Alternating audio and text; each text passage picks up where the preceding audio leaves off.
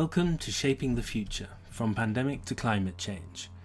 In this episode, I am speaking with philosopher and prominent Extinction Rebellion spokesperson, Dr. Rupert Read, about his new book titled Extinction Rebellion, Insights from the Inside. This is a collection of works including essays, interviews, and internal XR memos reflecting Rupert's thoughts on what has been and what next for XR. We discuss key concepts in the book, including how critical this time we are in right now is, and how each one of us, as individuals and in collective groupings, can find agency to make a difference amid complex and disturbing times.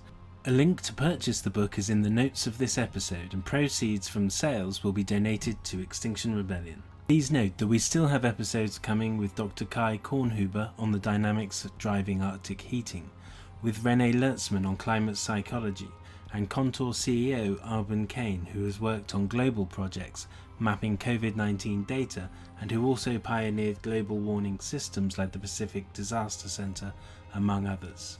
Thank you for listening.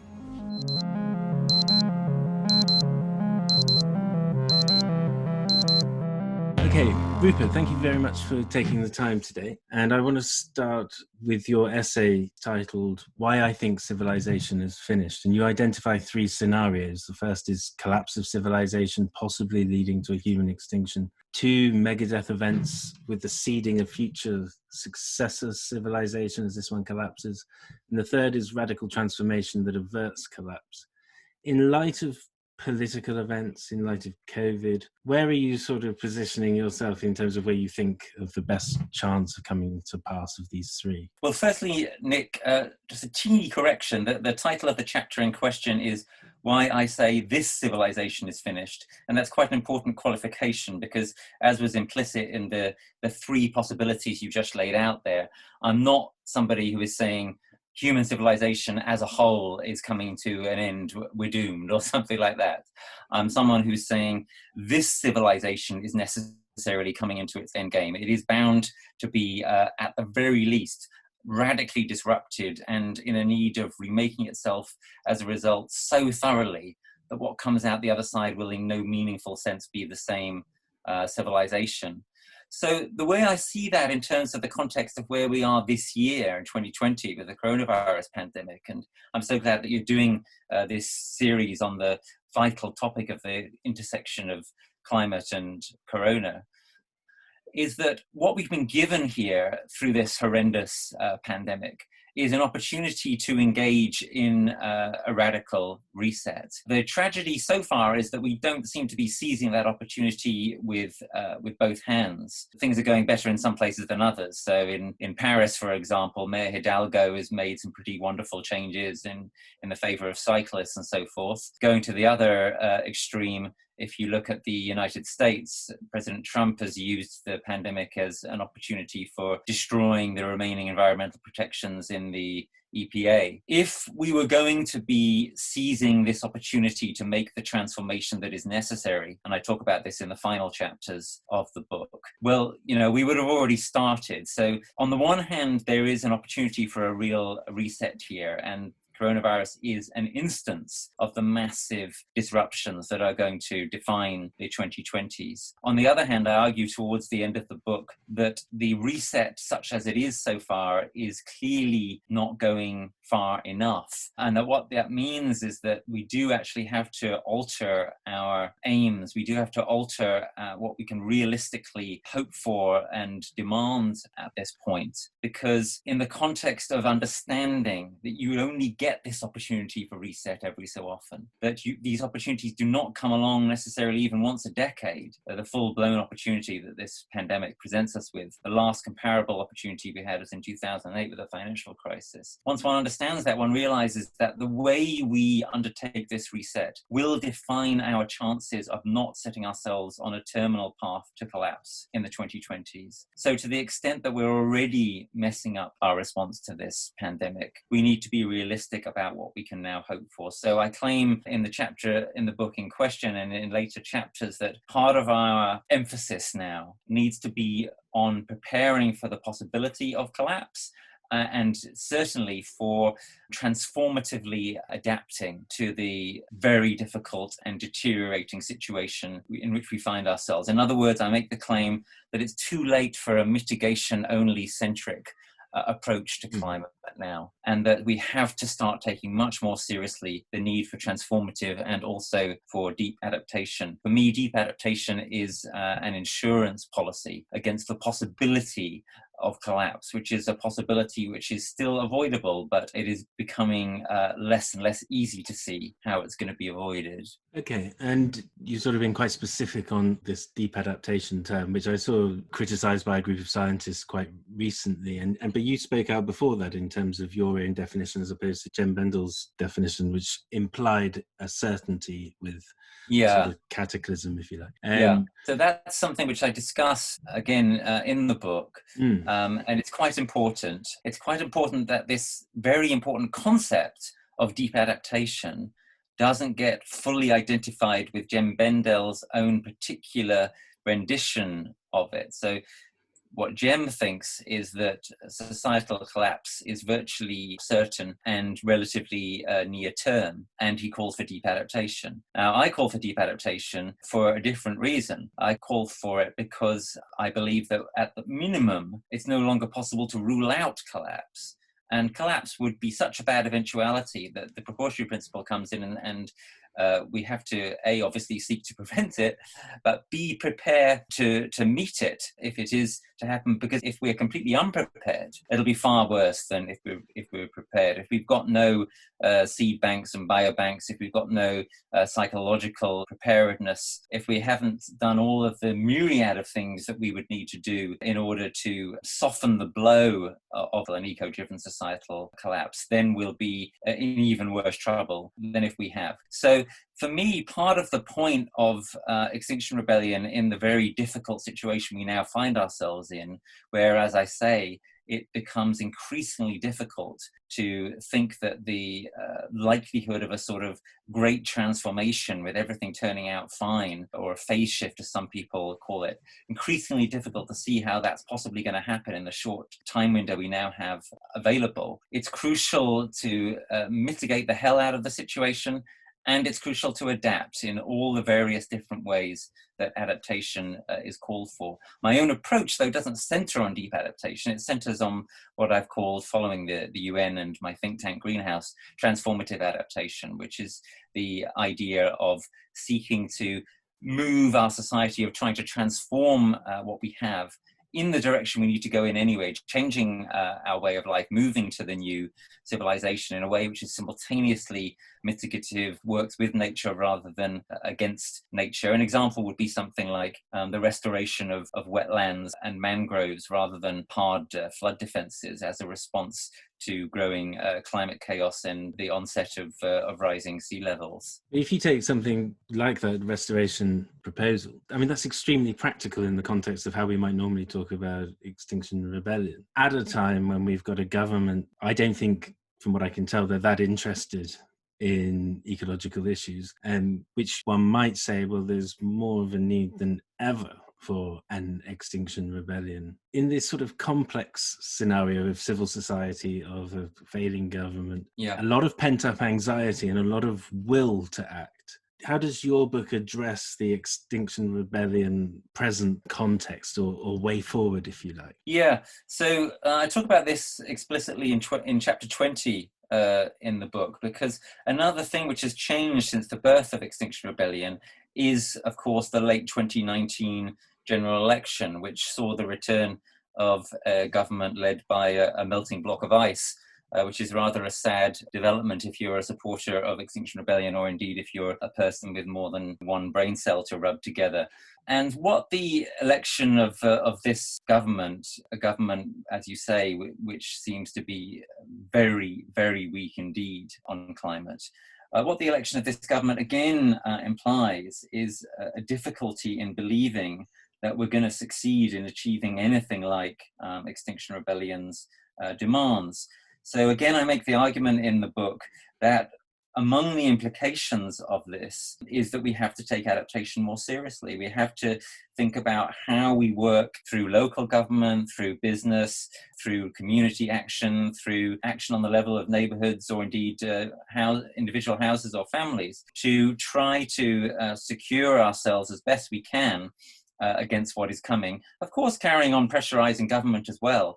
But the idea that this government, the Johnston government, can be influenced to implement Extinction Rebellion's demands is really for the birds. And this government has a substantial majority. It's going to be extremely difficult to displace it unless the entire representative democratic system gets shoved aside, which is an unprecedented development, which would have serious downsides as well as serious upsides if it were to somehow happen in the next few years. So the case for transformative adaptation as an increasing focus of Extinction Rebellion, and this is a case which a lot of people inside the XR organism, if you will, are more and more interested in. The case is partly, as you say, a very practical one. Let's be clear of the kind of thing that this would mean. It wouldn't mean, for example, that Extinction Rebellion simply becomes the Transition Towns movement, but you could think of it as something like an alliance between Extinction Rebellion and the Transition Towns movement, where we think, okay, how can we, at any and every level, including the national political level, but not exclusively there, move to descend our energy impacts and our broader ecological impacts, to reorganize ourselves, to start to do for ourselves the things that government is refusing or completely failing to do. And how can we do that in a way which uses all the tools in the toolbox, including, crucially, nonviolent direct action? So an example might be that you try to take some land on the route of HS2 and hold it and convert it into an eco-village or a place for growing food. That would be a possible example of the kind of action you would undertake if you were thinking, right, how do we make transformative adaptations start to happen through a sort of XR lens? Okay. And there is a certain amount of localizing on this side, and community building, community strengthening, which is, of course, a resilience pathway as well. And you also mentioned alliances. Do you think that there's a place for XR in forming alliances with other groups who are especially critical of, say, this government? There seems to be one who's challenging them on the legality of a lot of the stuff they're doing, which is a really worthwhile thing in my view. But one of the things I'm getting at is that if we look across the Atlantic to America, we see what allowing a government like the current administration, their full term in office, has actually disrupted all the democratic norms. And now you've got federal agents beating people on the streets. I'm not saying that's going to happen here, but we do seem to have a sort of a mirror of behavior in a lot of sense. Is there a stronger sense than ever that we can't really wait to 2025 to do something? Or how does that shape up in terms of your perspective? Well, look, absolutely. There is obviously not the time available for us to just simply say something along the lines of, oh dear, this government's been elected, well, let's try to influence things in the country so that we can have a shot at helping influence a better government get elected in 2024. That is completely out of kilter with the kind of timescales that we now have to operate within, when Antonio Guterres has been saying for some time, unless we get started in 2020, there's no way that we achieve the UN goals of keeping us within 1.5 degrees of global overheat. Which, and of course, from an XR perspective, the Guterres strategy is too conservative rather than too ambitious. So we have to start now, and that means we have to take some things into our own hands, and that's very central to the kind of perspective which transformative adaptation would bring to bear upon these matters. And that's a vast project, and is probably, some people listening to this maybe think something like, oh my God, how are we going to possibly achieve that? Well, as you implied in your question, and as I already said earlier, part of the answer has got to be pursuing broader alliances. Extinction Rebellion has talked about having a movement of movements, which points in the kind of direction of where we need to be heading in, and we have been increasingly cooperating with other movements within and outside the climate and ecology framework. And I think you're going to see more and more of that. Hopefully, that can leverage something which has never occurred before, something of an unprecedented scale, because that is what we desperately need. But also implicit in the transformative adaptation type approach is the idea that we will be helping ourselves and preparing the ground also for if things radically deteriorate over the coming years and we don't get any good macro change. So that's how the kind of transformative adaptation type approach, which is emphasized in my book, is a win-win-win. However things turn out, whichever of the scenarios from my book, which you mentioned in your first question, whichever of those comes to pass in whatever form, if we're moving to transformatively adapt, then we'll have been moving in the right direction, whether that be in the direction of influencing macro politics and economics, or simply in the direction of building community resilience, or anything in between. And the last essay is titled "Now is the Time." And there's an emphasis there on engendering public support, wider public support. And you relate that to the actions that are taken or planned or whatever. I'm sure that now is the time is something that many, many people will agree with on so many different levels. Can you summarize a call to action in a sort of in this uncertain period in terms of what that might look like? Yeah, well, look, the thing I really want to start with there, and it's so crucial, I can't emphasize it enough, is that now is the time, because these opportunities don't come along very often, that so much is going to be determined in this coronavirus reset. Some of it has already been determined for ill and for good. The amount of money that is being spent now is humongous, and there's not going to be the same amount of money to be spent in 2022 or 2024. Whatever happens, pretty much, that is pretty much certain, because this money is being committed right now for the furloughing and what have you in the UK, because it's being committed right now to bailouts, to new infrastructure decisions. If this money isn't spent in a way which is at least roughly in the right direction, then we really are without a paddle. The sense in which now is the time is the sense in which 2020 is probably about a once-in-a-decade opportunity for real change. And if we miss this opportunity, we're just, the timetable that remains on climate action, it's gone.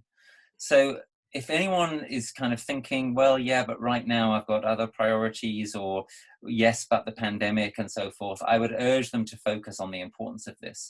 The issues are not separate. Absolutely crucially, of course, the pandemic itself needs to be seen as a product of globalization gone mad, and as a product of ecological crisis, a product of habitat destruction, specifically of maltreatment of animals, of out of control air travel, which took the virus rapidly all over the world. If you want to have more devastating pandemics in future, the best thing you can do is to allow the climate and ecological crisis to let rip, and to continue to allow globalization to let rip. But luckily, the coronavirus pandemic is putting a curb on globalization, and is giving us this opportunity for reset, and to not go back to having endless flights all the time, and so on and so forth. So the moment, could not be more crucial. It has to be seized. I know this is often said by people as a sort of advertising ploy, whatever the time, whatever the context. Right now, it happens to be true. This is probably our last chance to avoid being committed to some degree of future societal collapse. And so whatever you can bring to this, whether it's and I'm talking now directly to whoever is listening to this, whatever you can bring to this, whether it's your money, whether it's your body on the line, whether it's your influence and networking power, now is the time to make it happen, because the effect that you can have by doing something similar in a few years' time, it just will not be as great. It just will not be the same. Your last bit there about whatever you can bring to this, it speaks to the agency that people have. And I think it seems like that's been ripped away from us with lockdown on one side of it. There's also, we've all migrated online. Has there been any strategizing around what could be done on this platform? I mean, one thing I found quite interesting in the States with the election coming up is this sort of almost flooding of these videos, these sort of campaign videos from all different kinds of groups that have been so powerful. And I'm sure they're influencing that space. And I wondered if that was something that could be used by XR or by the climate movement as a whole. Yeah, sure. Well, I think the climate movement has been well aware of some of the potential and some of the need for doing more stuff virtually.